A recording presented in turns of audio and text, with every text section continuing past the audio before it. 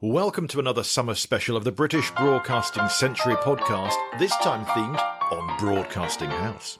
Yes, we're in the middle of a run of episodes on things you can go to and visit this summer. We've featured Yes, we're in the middle of a run of episodes on things you can go and visit and do this summer, linked to broadcasting history. Last time that was The Archers live at 75. Previously, we've had Asking Elvis from Mitch Benn at the Edinburgh Festival and preview shows before it. Professor John Wyver's early television conference has been and gone by now, but his book is still available, Magic Rays of Light. And there are various radio museums around the country, and indeed, An Evening of Very Old Radio plays Westbury and Weston-super-Mare. That's my show, of course. Well, one thing I'm not doing this summer, I think, is my walking tour of old BBC and indeed pre-BBC buildings we've done the last couple of years. Thank you if you've been on that. We hope to do it again next year. I might even do it late summer, but having had some medical issues lately, we'll see how we go. But in its current absence, we normally would start at Broadcasting House and then wind our way through Soho, looking at the birthplace of television, the birthplace of the headphones, the first London broadcast, Magnet House, Marconi House, and Savoy Hill.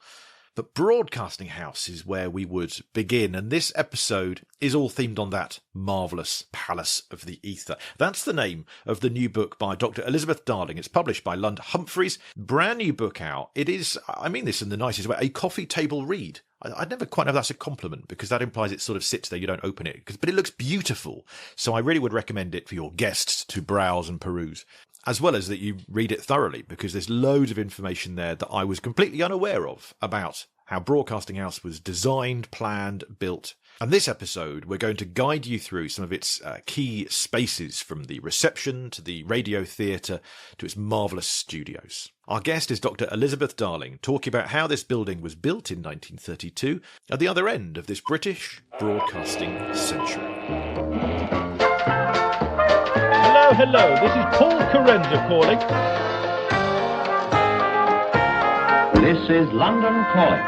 Hello, welcome to the podcast. I'm Paul Carenza. Thank you for joining us here. Thank you for your emails and messages, and indeed reviews. Oh yes, we are attempting this latest thing. We started it last episode. We've not had reviews for quite a while. We had lots to begin with, and then it's been a bit quiet. So to try and encourage that gently, I'll be perusing the reviews of Apple Podcasts till we run out, and then awarding a winner of what I think of as randomly best review, and that winner can get a fictitious prize from British broadcasting history. Up for grabs this time, you can either have one of the mechanical twos they didn't use for the channel ident. It was disgusting. They attempted to link the number 2 with, well, you get the idea, number 2. But it's yours, or you can have Des Lynam's moustache net. So who is going to be the lucky recipient of one of those prizes? Fictitious prizes, but genuine reviews, okay? We have this from Russ, who says, "This is a great podcast. I am enjoying immensely." I think I know which Russ this is. Hello, Russ. "It's a historical look at the evolution of radio, but by a man who clearly loves the medium." Oh, I do. I like the medium, the long and the shortwave. Paul is a comedian by trade.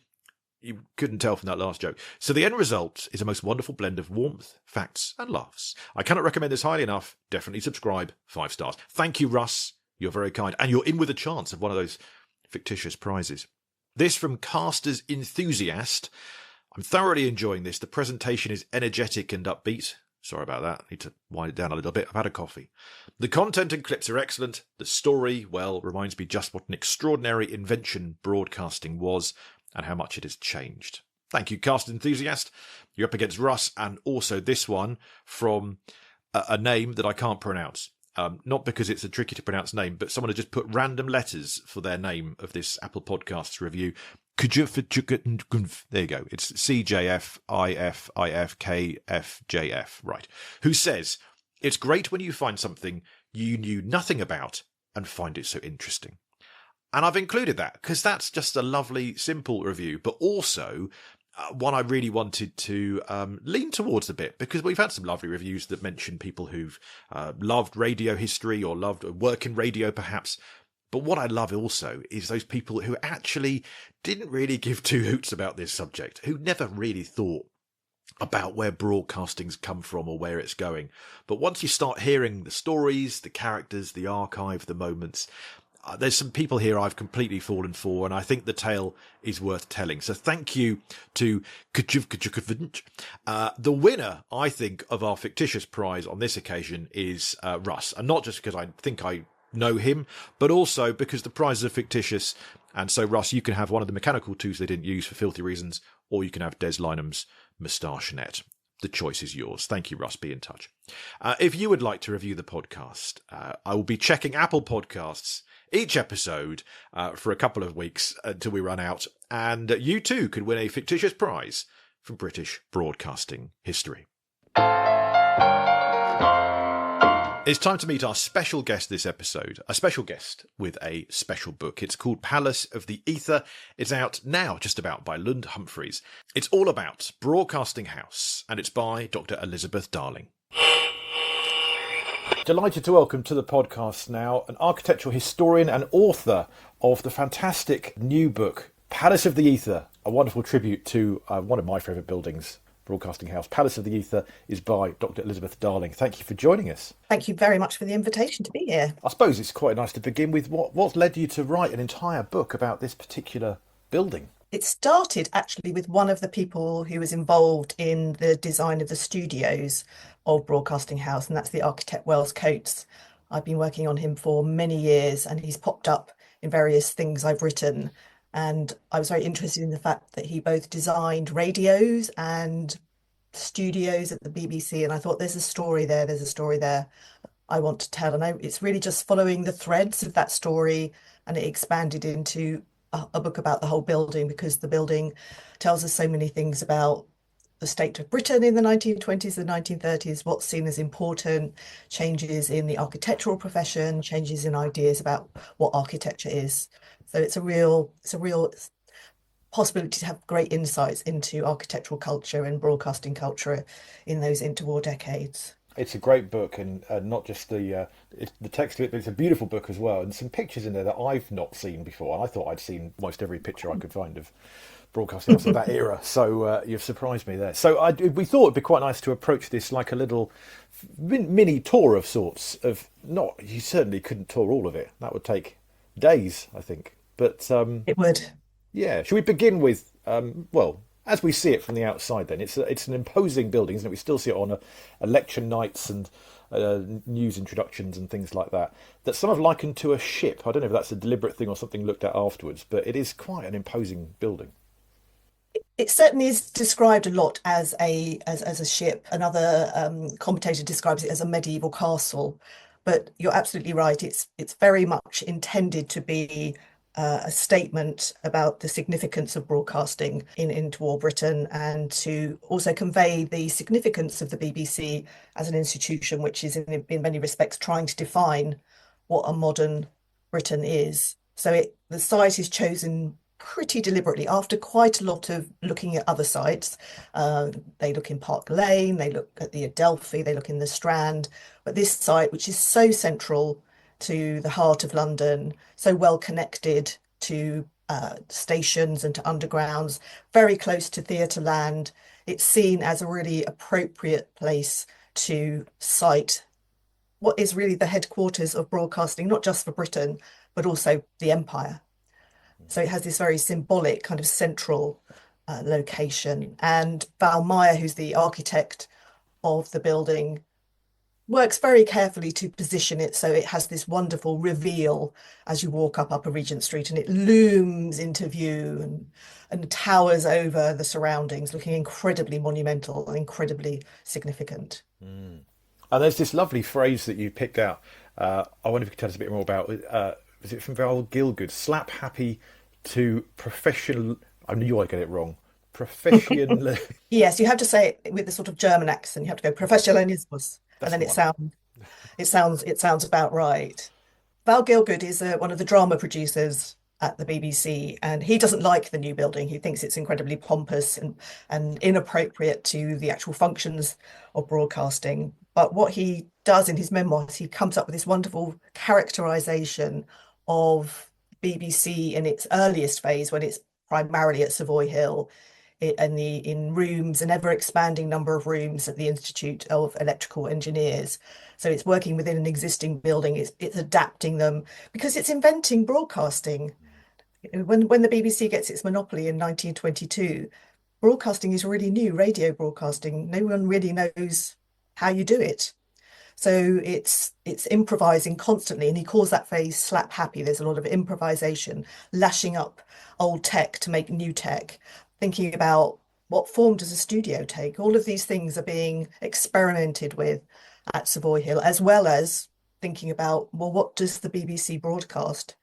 What does it need to convey to its listeners that will ensure they stay listening and show that it's worthy of the monopoly that it was granted in 1922. So it's a very ad hoc, very chaotic period.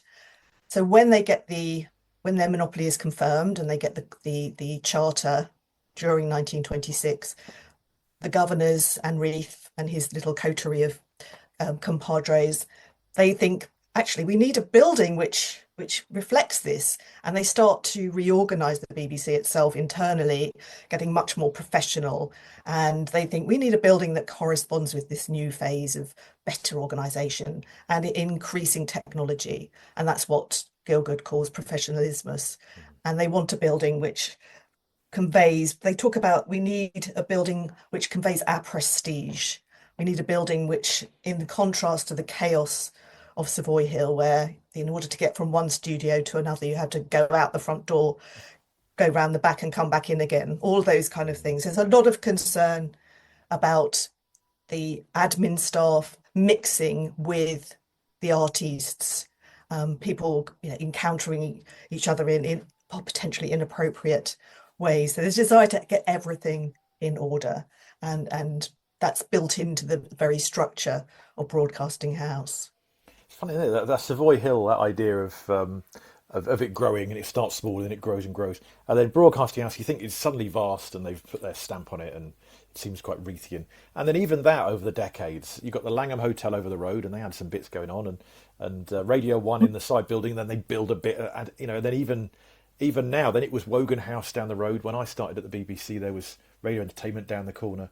And then now, of course, it's all like, we'll close Wogan House, we'll close TV Centre, and we're sort of pulling back in again now that budgets are tightening. But even Broadcasting House, it outgrew it at some point. Well, now, with respect to this building, there may be some things, there may be many things about it, with respect to which you are disappointed, and with respect to which you may be suffering some inconvenience. Would you be good enough to bring to the inconveniences a good heart?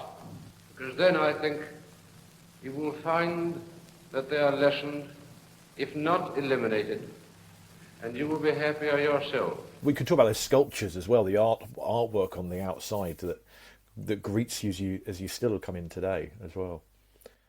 Well, Maya, as an architect, is someone who's got something of it's one of his sort of trademarks, is that he's very good at designing modern corporate headquarters. He's done a lot of office design before he gets the commission for Broadcasting House. And he's part of a tradition of designing in what has become a very severe classical derived architecture, but one in which sculpture is absolutely integral. And if you look at Broadcasting House, you'll notice that the sculpture is all at street level. And one of the things that Maya's negotiating with the design of Broadcasting House is it's a very tight site, and he's got to it's a quart into a pint pot. He's got to put 22 studios in there. He's got to get all the plant and all the technology in as well. And he's got to accommodate all the administrative staff, the clerks, the typists, the post room, all the engineers, and the BBC hierarchy into this incredibly tight site. So it's an eight-story building above ground level, 3 stories below ground level. The entire site is covered with building. So it's an incredibly monumental building. And that could be very, very overwhelming if you don't have something quite interesting going on at ground level. So if you look at the windows, they're all traditional casement windows, which immediately brings down the scale and makes it contextual in what was at that point quite an 18th century context, apart from Langham Hotel. And you have these sculpture friezes on the west side And the east side, you have Prosper and Ariel above the door. And once you go inside, you have the Sower in the entrance hall. And these are meant to enliven the building, to make it interesting to see as people walk past it. And of course, they're also themed around the idea of the aerial, the ethereal, referencing the Tempest. Yeah, nice bit of Shakespeare in there that sort of builds on A that. lot of Shakespeare in the building. If you look hard enough, you can find it. It's all there, like little hidden clues. I love it.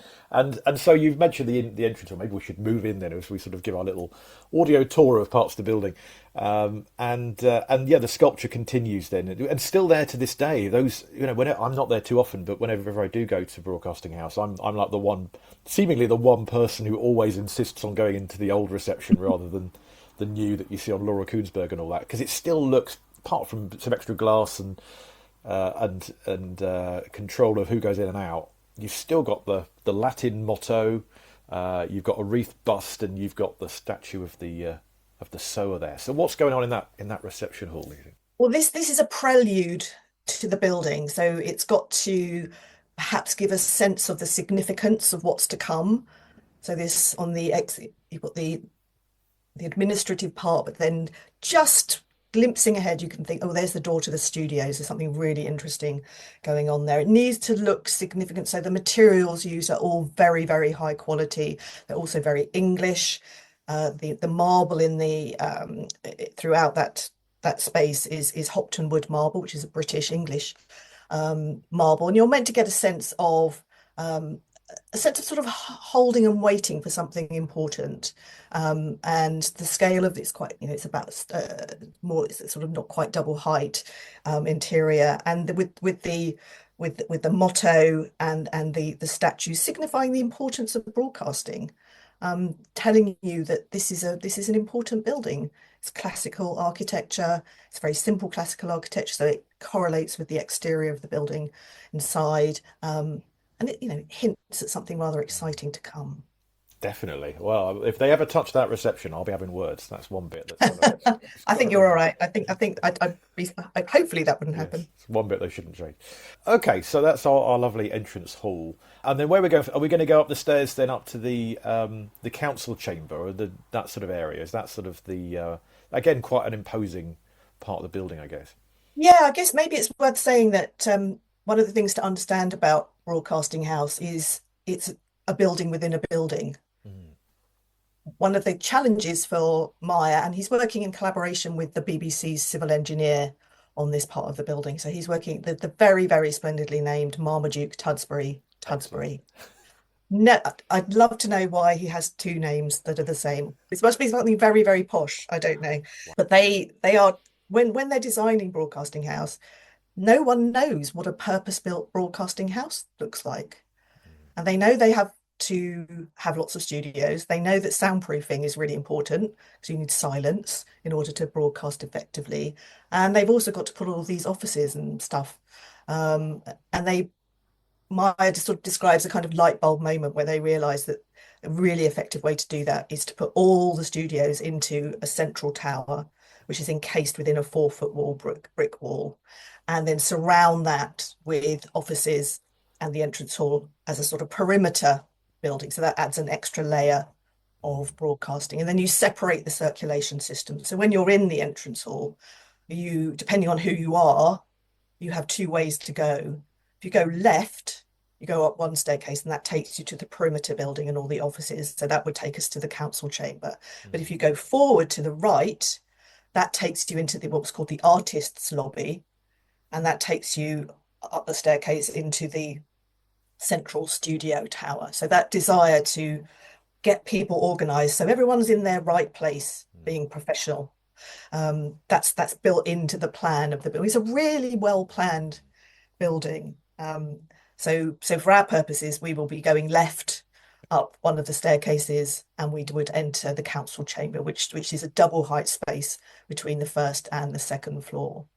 Okay, yes. Well, we must circle back to that middle area as well, certainly, and definitely the radio theatre or the concert hall and all those things. But the council chamber then was one of the first places I ever went to in that building. I think try and do it when they've got sort of. I was with a traineeship thing, and I think they think let's start there, let's impress them, because it is still an impressive room, and you've got lots of the portraits of the DGs and things there. Yeah, the council chamber is definitely meant to be one of the key grand spaces of Broadcasting House. So you've got the BBC hierarchy of Board of Governors, Council, and then you have the controllers who are doing the day-to-day running of the building. So the council chamber is for very important meetings. It's also for things like the Spoken English Committee, so where they decide how to pronounce words, which reminds us of the BBC's role as this arbiter of how to be British, how to get things appropriately spoken so that we know how to pronounce X versus Y. So it's a standard setting interior. So it has that very BBC function on the one hand.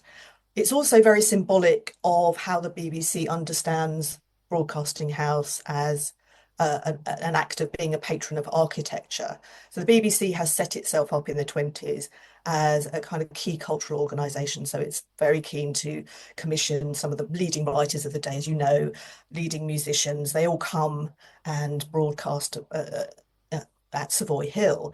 So when the BBC becomes a patron of architecture, it wants to do that very well to prove that it can be commission good architecture in the same way that it's commissioning good literature and so on and so forth. So everything in Broadcasting House is designed to be exemplary in one way or another.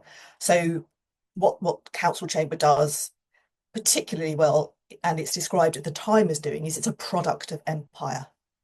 So this is a building and an interior in which only British or Empire products are used. In September 1931, the BBC preempts some government action along the same lines, where it says you can only use materials that come from Britain or the Empire in the building. So we're going to show we're supporting the British economy at a time of depression. We are going to do our bit and make sure that everything in this building is produced in Britain. So the council chamber is designed by British architect for the main structure of the interior. An Australian architect designs the furniture, and an English painter does the original painting in the council chamber, which was of our friends Prospero and Ariel. So again, that Shakespeare theme, opposite the BBC coat of arms, which was designed by a British medal designer who also designs the currency for the White Dominions, and it's panelled in Tasmanian oak, and the furniture is Queensland walnut. And all throughout the building, only Empire and British materials are used, and they're kind of in varying varieties depending on the tastes of the individual designers. So you might have quite a lot of African veneers used in some of the more technological studios, but it's British and Empire materials throughout. We're supporting the economy, thanks to the BBC. Yeah, I guess because it's the same year that year for the BBC broadcasting. Well, 1932, and you get Broadcasting House, you get the Empire Service launches end of the year, and you've got the King giving his first Christmas message, and it does seem a big changing time. Suddenly, you're putting a big stamp on society and going, right, we're in charge, and leading from the front. Exactly. And I think the whole building is about asserting the BBC's centrality to a Britain which is, very rapidly reconfiguring after 1918. There's a huge increase in news broadcasting by the end of the 20s. 1928, women finally get full suffrage. So you have complete universal suffrage in Britain only from 1928. So the BBC very much is saying, we're the people to create an informed citizenry. So we need to be exemplary in what we broadcast and also how we act as patrons. So they see themselves as modelling a kind of form of corporate patronage in which architecture is absolutely integral.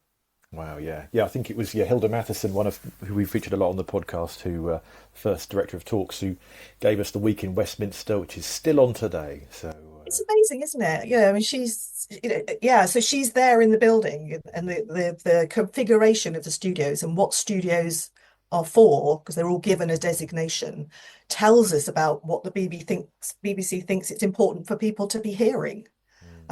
So that so there's lots more news. There's talks.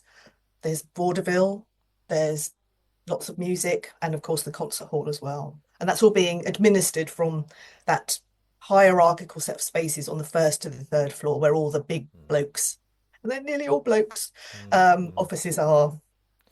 So which do we go to next then? Are we looking at studios, or there's the general offices and Reith's office, I suppose, but we must allow time for, I don't know if we do all the studios certainly, but that's nicely different, aren't they? So where would you choose? Which way do you want to tour us? I know you're a big fan of the radio theatre, Oh, so I love it. why don't we Yes. go down there, because Yeah. that's kind of on the ground floor. Okay. So you've got the 22 studios are all in the studio towers, and they're all designated to particular functions.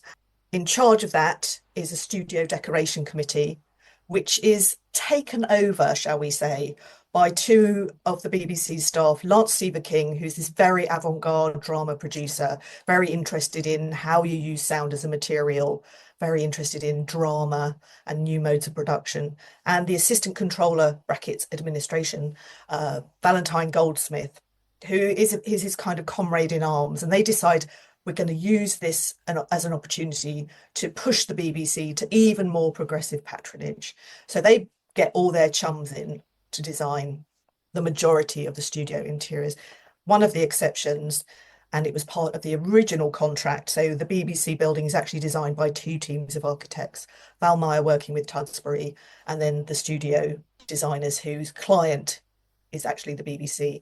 So Val Meyer has, as part of his original contract, designing the radio theatre. So that's his pièce de résistance, if you like, in the interior. Wow. I have to giggle whenever you say Tudsbury. I always giggle, going, "Oh, Tudsbury, I know. Tudsbury." Oh, yes, indeed. Yeah, the radio theatre. I do love it, and it is one of. Oh, it's sad to say, it's probably one of the last rooms we'll mention, which still resembles how it was in the earliest days. Yes. And so it's been a concert hall and the radio theatre. And one of the things I love about it is again, I don't know if this is part of the building within a building thing, but in the World War II dormitory idea that the staff could sleep there for security in the days of the Blitz and so on. Some wonderful pictures of the Yes. staff there, and still used today to record the news quiz and Yeah. visualize podcasts now. So it's had quite a history, that building, hasn't it? Or that room in particular.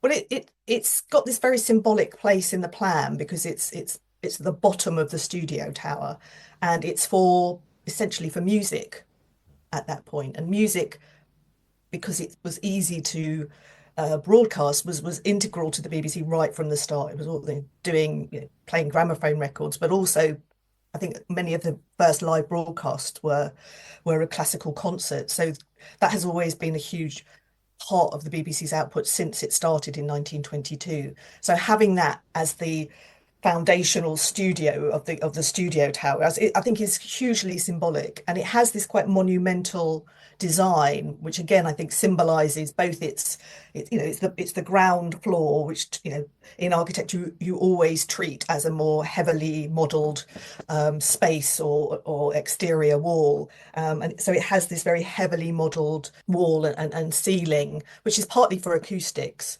but it also gives great architectural effects, and it's likened to Piranesi when people get to see it in 1932, and people are terribly impressed by it. But I think it has not bad acoustics. I think it's quite effective as a console, but it was very much meant to be an impressive interior, and it has again, as Meyer likes to do, he incorporates two friezes of sculptures, one on the west wall, one on the east side, this time invoking various theatre arts and big themes, both rendered in a kind of classical manner, i.e. sort of like Greeks cavorting, that kind of thing. And then on the other side, a contemporary reworking of those themes, there by Gilbert Bayes, who's quite an interesting contemporary sculptor.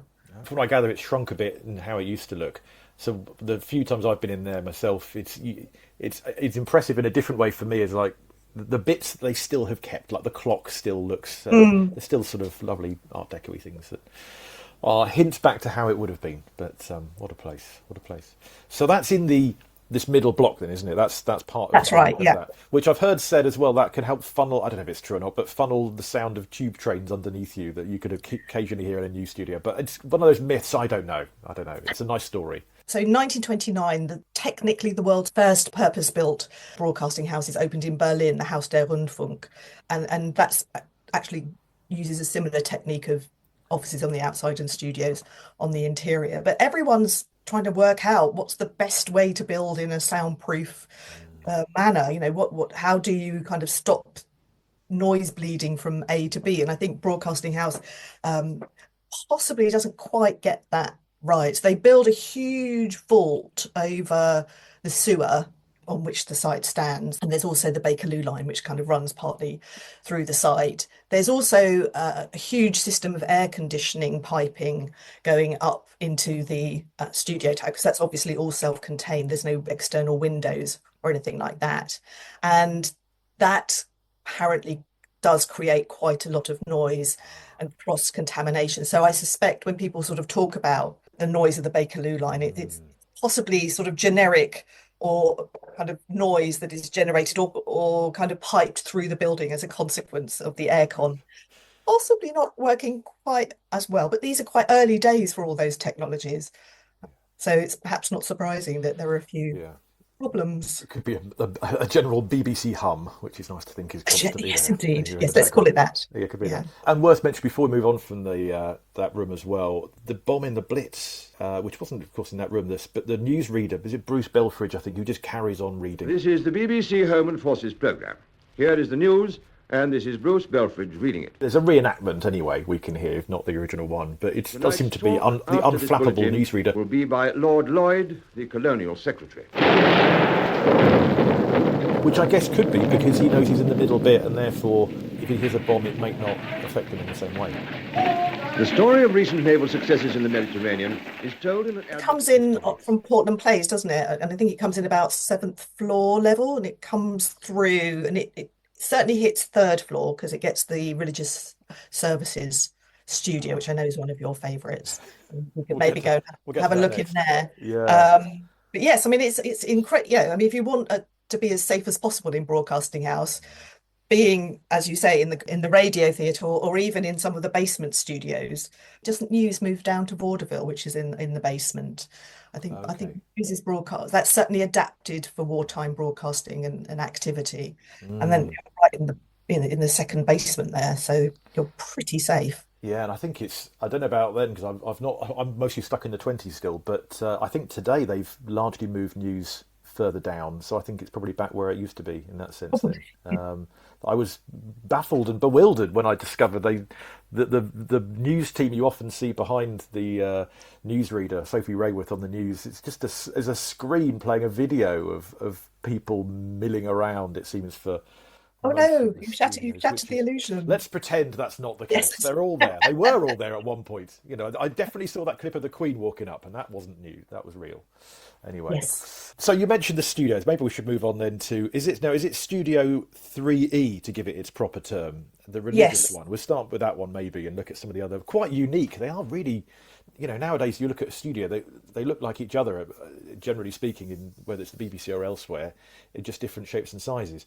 But back then, these rooms, depending on what they're broadcasting, they do seem incredibly different, don't they? And the religious one is chapel-like. Yeah, so when they're at Savoy Hill and they're thinking about what's the best environment to broadcast in, one of the things they fixate on actually is the peculiarity of being in a soundproof space and how that can feel very alienating and quite disconcerting. So at Savoy Hill, they get round that by basically designing any of the studios to look like an Edwardian domestic interior. They're very, very strange. And that's partly all that soft furnishing is quite good for acoustics. When they move to Broadcasting House, or when they're conceiving of Broadcasting House, they take that idea with them. They designate studios to particular functions, so religious, vaudeville, big band, discussions and talks, news, all those kinds of very specific functions. And they follow an idea. This is a quotation from Sidney Mosley, who's quite a well-known broadcasting journalist and commentator. And he says, it must be remembered that the broadcaster's surroundings must affect his performance. A gay dance band should have a gay room. Plays and sketches should be produced in studios resembling a theatre. And the BBC follows that idea very, very thoroughly. So if you're broadcasting religious services, ergo you have a studio that looks like a chapel. The vaudeville studio is a theatre.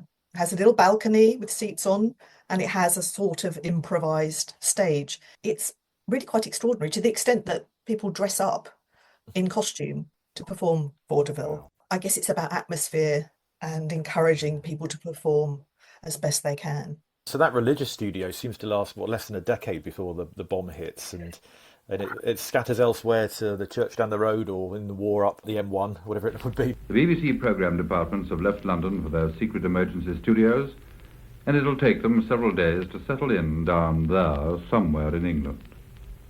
The idea is that if, as most people expect, war opens with a super blitz on London, we shall be able to carry on from these hidden radio cities. It was a very beautiful interior. I'm just looking at a photograph of it now, and it's, that, like all of them, it's very small. They're quite compact spaces, and you went in through a little lobby. And of course, because this is meant to invoke an early Renaissance chapel, is essentially what Edward Morph, who's the designer, ends up designing. The vault above you as you go in has a little ribbed vault like a Renaissance church would have had. Nice little bit of detailing. And as you go in, you look ahead of you, it has a sort of de facto east end like a normal Church of England or Christian church would have, with divided into 3 archways by some rather lovely little columns. And the centre one has something which looks very much like an altar with a gauzy backdrop to it, onto which was projected a cross when they were actually conducting services. The ceiling, which is also very carefully packed with rock wool and felt for acoustics, so because all the architects have to work to the acoustic requirements of the BBC's engineers, so they're very limited about what they can do on the wall surfaces, because you can't hammer into acoustic board, so you're very limited in terms of what you can do. The ceiling is painted with stars and celestial beings. There's a special lectern to give your sermons or whatever from. So it's a very carefully created interior to make the broadcaster comfortable, and that's one of the key briefs that all the studio designers have to work to. Wow, what a place. And you mentioned Edward Morph there designing that one, but so you have different designers. So Dorothy Warren, we've talked about as well on this podcast. She was part of our evening of mass telepathy. And that was 1925, I think it was. And then, so this is years later, and she's designing at the Talk Studio. Yeah, she designed one of the Talk studios. She designed Studio 3D. Dorothy Warren is, along with Serge Chermayeff, one of the only architects involved. Strictly speaking, she's not a professionally trained architect, but neither is Serge Chermayeff. In fact, she's actually got experience of performing. She's been an actress, both on the stage and in films. She's also designed for films.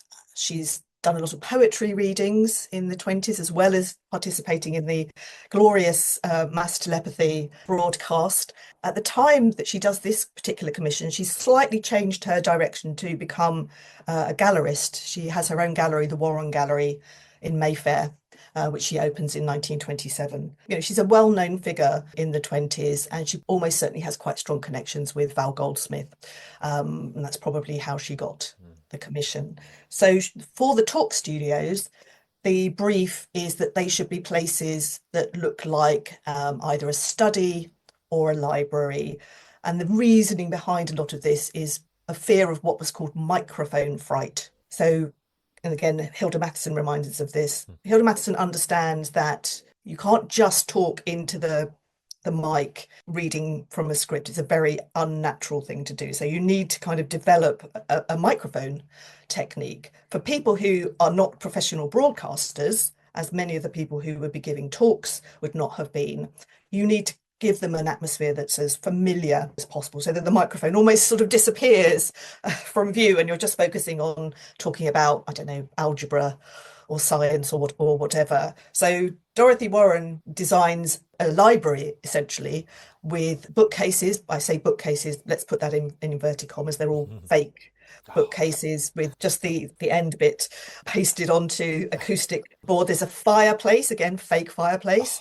There's a window, and they all have all the Talk studios have this basic ingredient of some form of desk with the microphone on it and a chair, and then you have something which makes it look like a study or a library. So hers is done in a very tasteful sort of Regency style, and that was very fashionable in the early 1930s. Others are designed in a much more progressive and avant-garde manner, but they all follow that basic plan with a fake window and a fake fireplace. Kind of mad. Shocking. Yeah. Fake news, literally. I know, fake news. Well, my favourite one is on the 8th floor. Serge Chimeyev designs a discussion studio, which is a dual purpose studio. So it has 2 chairs by, again, a fake fireplace for talks, and then there's a horseshoe shaped desk for discussions. But the best thing about Studio 8B is that the microphone was concealed behind one of the panels on the fire to create real ease of discussion.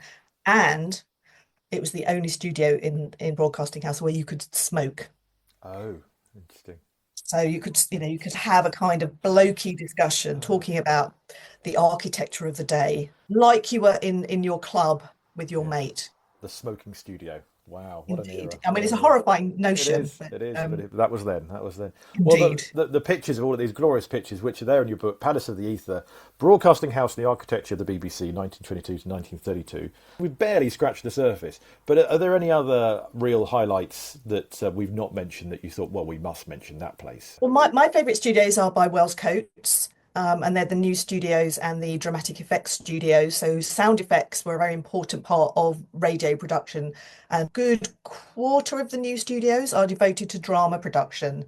This is the influence of Lance Seaver-King, and sound effects were integral to that. So Coates gets to be the kind of child at the party and design sound effects tables, sound effects wind tunnels. He designs gramophone players from scratch to play the gramophone effects records. And this is all done in an incredible, what we would, I guess, now call a kind of high-tech language of architecture, really connotes the modernity of broadcasting, and people got very excited about those in 1932. And he's likened to having created the cave of a modern necromancer. It's a magician's cave. And I was speaking to someone who knew someone who'd worked in effects in the early 60s, and much of that studio was intact at that point. Alas, no more. And I'd love to know where all of those beautiful things went to. So if anyone knows, it'd be great to find out. Oh, they're glorious. Well, and I say the pictures are marvellous. It's a wonderful book you pulled together. And you mentioned many different names there. So many people we can thank for it. So thank you for bringing them back together again and celebrating them. Thank you. It's a joy to talk about that building. Well, thank you so much. And the book it's out now, isn't it? I believe it's out. Yes, it was published on the 15th of June. It's published by Lund Humphreys, available from them, and I'm sure many other retailers who exist online. Wonderful. Palace of the Ether is a book, and Dr. Elizabeth Darling is the author. Thanks for joining us. Oh, yes, I do love Studio 3, the religious broadcasting studio. It does not look like that nowadays, I can tell you. And the lobby, I do walk through that reception of Old Broadcasting House whenever I can get a chance. So many people are using the reception at New Broadcasting House. No, use the old one. It's got the motto, it's got the statue, it's got the Art Deco, it's got the lifts. It's beautiful. Thank you, Dr. Elizabeth Darling, and the book is Palace of the Ether, and I highly recommend it. Now, last episode on the podcast, we were talking about some of the potential cuts that we might make if we were Directors General of the BBC, because Matt Britton, the new Director General, certainly has a few cuts to make, and he is certainly making them. So what would you cut if you had to? This time I wanted to just talk about two things, which is local and global. Now, I was amazed and surprised and impressed that when I asked on social media about what we should be cutting, that actually there was a lot of love for local. Now, I know that those in the industry have often backed local radio. I was doing some local radio presenting myself on Sunday Breakfast on BBC Radio Sussex, BBC Radio Surrey. So obviously I took this quite personally when actually it became more regional and there are more presenters available for fewer slots. But I was amazed, really, to see comments like this from Ray. He replied on social media saying a national news story should be covered by the local news teams. Elaine said, I would roll out London-based journalism and radio to local hubs so we get a better representation of UK news and topics. Phil said, reinstate and invest in local radio, champion local talent, not just music, but local experts.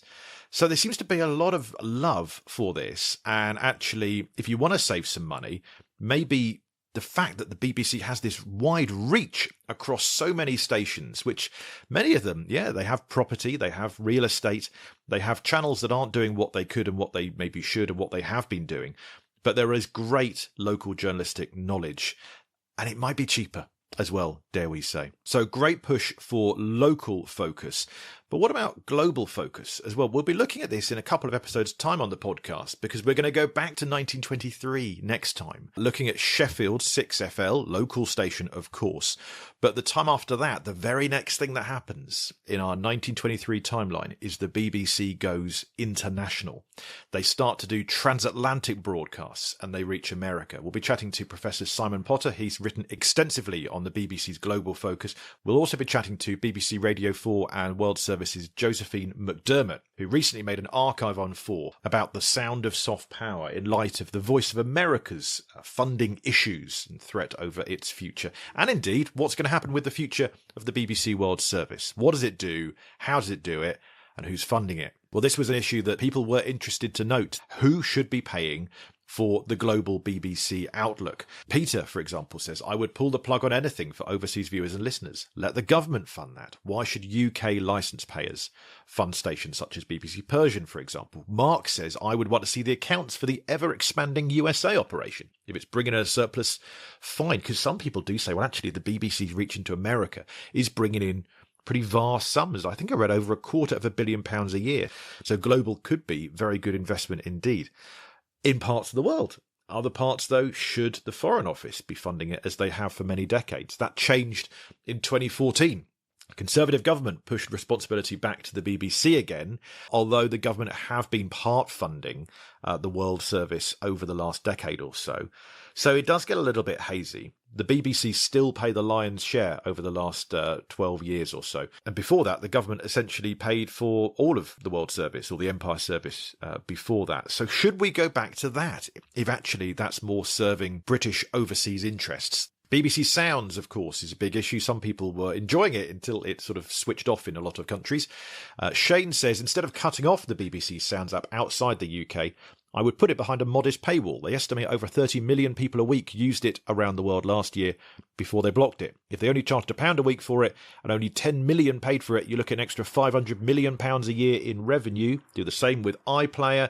Another significant cash cow is born. Thank you, Shane. Thank you to all who have sent in your ideas of how BBC funding should shift, what should be cut, if anything should be cut. We'll feature a little bit more next time, perhaps, too. If you'd like to be in touch, paul@paulcarenza.com is how to do so. If you would like to give us a nice review somewhere, maybe you next time could be read out here on the podcast and win a fictitious prize linked with British broadcasting history, as rusted this time. Do support the podcast if you can. Patreon.com is a great way to do that. For £5 a month, you get extra writings and videos, and you get to support and keep this podcast afloat. Thank you to our couple of dozen people who do that. We would always welcome more. Consider supporting us there on patreon.com/Paul Carenza for £5 a month. And if you can or if you can't, then either way, if you could tell your friends about this podcast, share it, help it find new ears, I thank you for it. You can find us on Facebook and Blue Sky. You can find me on Instagram as well. And do seek out Palace of the Ether, the new book by our guest this episode, Elizabeth Darling. The British Broadcasting Century is presented and produced by this chap, Paul Carenza. Original music is by Will Farmer. Do go and see Paul at an evening of very old radio at Westbury Festival in Wiltshire and at Blakey Theatre in Weston-super-Mare. We have nothing whatsoever to do with today's BBC. We're just talking about them, although we would love to talk with them. Do get in touch, commissioners and producers. You know where we are. Stay informed, educated and entertained. And next time on the podcast, how exciting, we're back in our timeline of November 1923 at the launch of Sheffield 6FL, the first of the BBC's relay stations. It's quite a tale. Andrew Barker joins us here on the British Broadcasting Century.